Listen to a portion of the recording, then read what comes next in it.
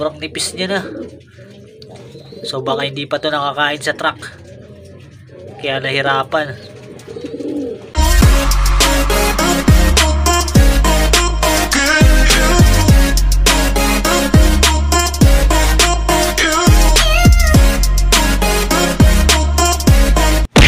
Yun mga ka-Sonic, so welcome back dito sa ating channel, Sonic Love Vlog. So ayun mga ka-Sonic, so tulad pa rin ng dati, kung bago ka pa lang dito sa ating channel, huwag mo kalimutan mag-subscribe at pakipindot mo na rin po yung notification bell para ma-update ka every time na meron tayong mga bagong upload. So ayun mga ka-Sonic, so for today's video, maglo-load tayo sa NHPC. So ikakarga na natin yung araw ng Biyernes yung ating ibon. So Lopez, Quezon ang release sa linggo. So medyo matatagalan na sila sa truck, matutulog na sila sa truck mga ka-Sonic. So yun, sana maganda pa rin ilipad ng ibon nating dalawa kahit medyo may tama sila ng bulutong. So papakita ko muna sa inyo mga Sonic para makita nyo. Let's go! Yun mga ka-Sonic, so ito si Baggy natin. So nagkaroon siya ng bulutong sa ilong sa kabila. Makikita nyo mga Sonic, ito sa kabilang side, ayan. So ayan, mapapansin yung ilong niya, karoon ng bulutong, nadali ng lamok. Siguro yung naglilimlim siya dyan, yung kapares niya mga Sonic. So yun, sana hindi yan maging abala sa kanya sa darating na linggo. So ito rin si Shanks natin, mapapansin nyo meron din siyang kagat ng lamok dyan sa kanyang bandang talukap. So sa kanya medyo maliit pa naman, kaya kaya pa na ito. Pero ito si Baggy, medyo masakit na siguro yan. So ayun, iloload natin sila yan, minamotivate natin sa mubra, yung motivation na gagawin natin dito kay Baggy. So ito, subukan natin naman to sa area, pooling area dito sa Iliano. Itong si natin, natin sa pooling. Sali natin yan. So ayun mga Sonic, update ko na lang kayo mamaya kapag iloload ko na sila. Mamaya ulit. Peace. 3 days later. Good morning mga ka-Sonic. So yun, isang mainit na umaga ngayong araw ng linggo. So mag-aabang tayo mga Sonic ngayong araw, yung pinakahihintay natin. So second lap nung fan race dun sa NHPC mga ka-Sonic. So sana pala rin tayo at gumanda yung lipad ng ibon natin kahit medyo may mga tama sila ng bulutong. So yun mga ka-Sonic, at nirelease ng saktong 6:45 AM yung ating mga ibon doon sa Lopez, Quezon. So mag-aabang tayo mamaya pa. So maaga pa mga Sonic, time check, ayan 6:57 pa lang. So napakaaga pa mga Sonic, mag-aabang tayo mga 8:35. So mga 8:35, nasa 1-3 speedan ng ating ibon kung may darating man. Pero di naman natin di naman darating ng ganong oras yung ating ibon, pero mag-aabang tayo mga ganon. So ayun mga Sonic, update ko na lang kayo mamaya kapag mag-aabang na tayo. Mamaya ulit. Peace. A few moments later. Yun mga ka-Sonic, so time check 8:32. So yun, mag-aabang na tayo ng ating ibon.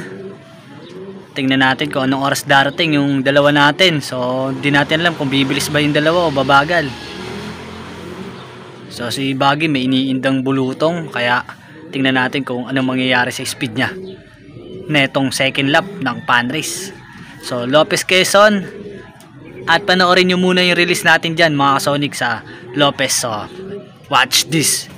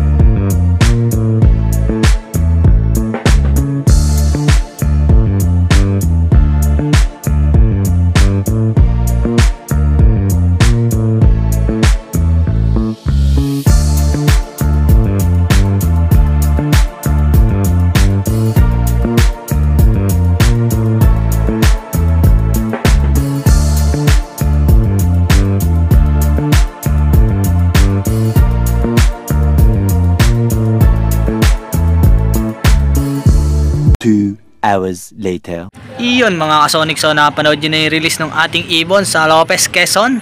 So may mga nakapag-clock na sa ibang lugar. So time check 8:45 AM. So nasa 1.3 pa speed natin mga Sonic pag may dumating. So mabilis pa ibon natin pag dumating ng gantong oras, pero mukhang hindi naman darating sila ng gantong oras. At abang na lang tayo. Update ko kayo mga Sonic mamaya ulit. Peace. Iyon mga Sonic, so wala pa rin tayo natatanaw na ibon natin. So marami na rin nag-clock sa Mabsi.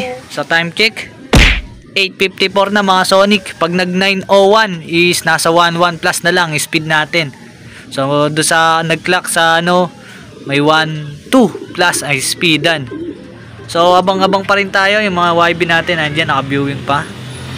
So ayun, may steady. So hindi pula mga Sonic, hindi sa atin to. So kapag pula yan, matic o kaya white light, baka sa atin yan, pero hindi ganun eh. So abang-abang pa tayo. So medyo maulap na banda ron. So tingnan natin kung ano magiging speed ng ibon nating si pula, si Shanks at si Baggy. So update ko kayo mga Sonic mamaya ulit. Peace. A few moments later. Iyon mga Sonic, so dumating na si Shanks natin. So yun, ubos na ubos siya yung mga Sonic. Sobrang nipis niya na. So baka hindi pa to nakakain sa truck, kaya nahirapan. So yan siya mga Sonic, si natin, si Shanks. Nai-clock natin siya, yan 9:27. Yan siya, napakanipis niya mga Sonic yan. Yung bulutong niya sa mata lumalala pa, awit. Sumabay pa yung bulutong na yan. Kaya magkapatid niya sa tatay. So ito sana sa norte gumana rin yan. Sila magkapatid sa tatay. So ito mamaya i-recover na lang natin siya. Bigyan natin ng Belgasul. So si Baggy natin nahirap din niya sigurado kasi yung iniinda rin niya sa bulutong sa ilong. So yun, update ko kayo mga Sonic mamaya ulit. Peace. Yun mga Sonic, so pinatakan na natin ng Belgasul si Shanks natin. So pahigupin muna natin siya ng tubig, plain water. So yun. Yun mga Sonic. Inom muna siya konti lang. So mamaya ulit, sobrang payat niya mga Sonic. Hindi talaga siya nakakain sa truck. So abangan pa natin si Baggy mamaya ulit. Peace. Yun mga ka-Sonic, so magka-cut-off na tayo. Wala pa si Baggy natin. Mukhang di talaga maganda yung condition ng ibon natin dahil doon sa bulutong niya sa ilong. So medyo malaki na siguro ngayon yung bulutong nun. Kaya yun, time check 10:20 mga Sonic. So cut off na, magka-cut off na tayo. Wala pa yung ibon natin. So ganun pa man, bawi na tayo sa mga susunod at paghahandaan natin yung derby. So yun, hintayin na lang natin kung makakauwi pa siya mamaya ulit. Peace. Yun mga ka-Sonic, so hanggang dito na lang natin tatapusin yung video natin. At yun, di pa tayo nauwian ni Baggy. So i-condition muna natin sila at hindi muna tayo sasali ng 3 laps sa last lap. Di na muna tayo magkakarga mga Sonic. I-condition natin yung ibon natin sa nalalapit na 2 weeks bago mag-derby mga Sonic. So derby na namin sa susunod na linggo. So netong darating na linggo is Tagkawayan, Quezon. At sa susunod is derby na. So kailangan may kondisyon natin yung ibon natin para may laban-laban naman tayo sa derby mga Sonic. So yun, hanggang dito na lang natin tatapusin. At shout out po sa lahat ng mga subscribers at followers natin dyan. Maraming salamat sa suportang tunay. At yun, God bless to all. Thank you for watching.